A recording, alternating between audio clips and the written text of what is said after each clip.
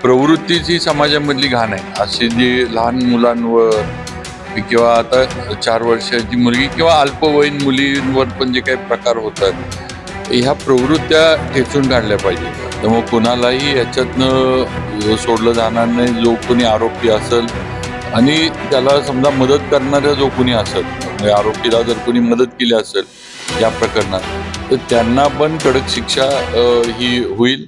हत्या करण्यात आली.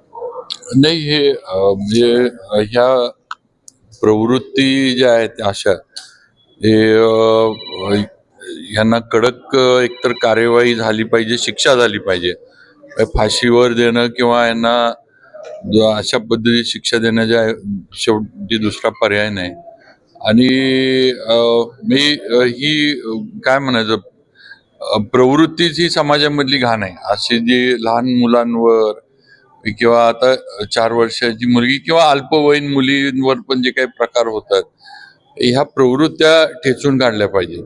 ह्याच्या विरोधात 100% सरकार, गृह विभाग योग्य ती कार्यवाही नक्की करल. ह्यातनं मला तर अगदी स्पष्ट सांगायचं की कुणालाही मुख्यमंत्री स्वतः गृहमंत्री आहेत, त्यामुळे कुणालाही याच्यातनं सोडलं जाणार नाही. जो कोणी आरोपी असेल आणि त्याला समजा मदत करणारा जो कोणी असेल, म्हणजे आरोपीला जर कोणी मदत केली असेल या प्रकरणात, तर त्यांना पण कडक शिक्षा ही होईल.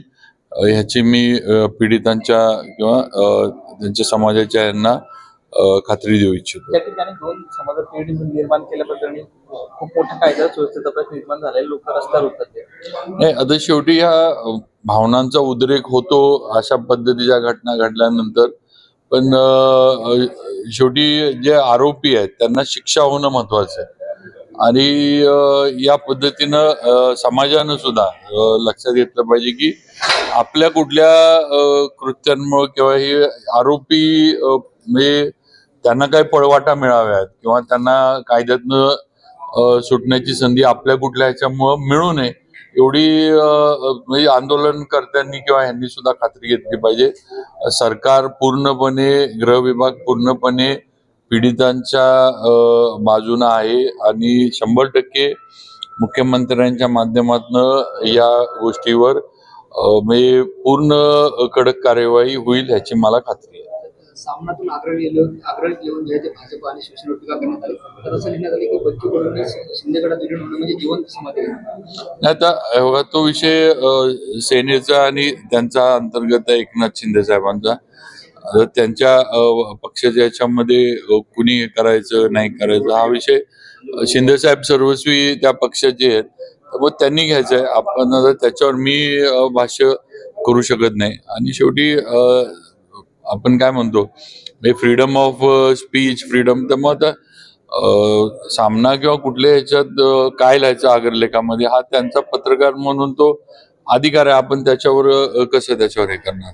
भविष्यात जे भाजप सोबत निवडणूक लढत असं सुद्धा लिहिण्यात आलंय आणि याला जे मंत्री संदेश शिवसेनेने सुद्धा नाही, हे काय माहिती का, हे विरोधकांचं युती सरकार जे आज चाललंय ह्याच्यामध्ये गैरसमज पसरवण्याचे प्रकार आहेत. आणि आपण सगळेजण बघतोय की मित्र पक्षांना बरोबरच घेऊन जाण्याचा नेहमी प्रयत्न भाजपचा राहिलाय. मुख्यमंत्र्यांचं सुद्धा आज सुद्धा, आता काल सुद्धा मिसिंग लिंकच्या ह्याच्यासाठी मुख्यमंत्री, दोन्ही उपमुख्यमंत्री, शिंदेसाहेब एकत्र होते, सुनेत्रा वहिनी एकत्र होत्या. आणि आता विधान परिषदेच्या पण निवडणुका आताच फॉर्म भरले, त्याच्यामध्ये सुद्धा कुठेही वादविवाद नाही. ज्यांच्या ह्याच्याप्रमाणे जागा आणि उमेदवार ठरल्या आणि त्याप्रमाणे. त्यामुळे असंही नाही. आता कसं, हे सरकारमध्ये विरोधी पक्ष नाही आहेत, त्यामुळे उगाच काहीतरी अफवा पसरवायच्या, काहीतरी हे नाहीये, बरोबर नाही असं दाखवायचा प्रयत्न चाललाय, बाकी नाही काय. चला.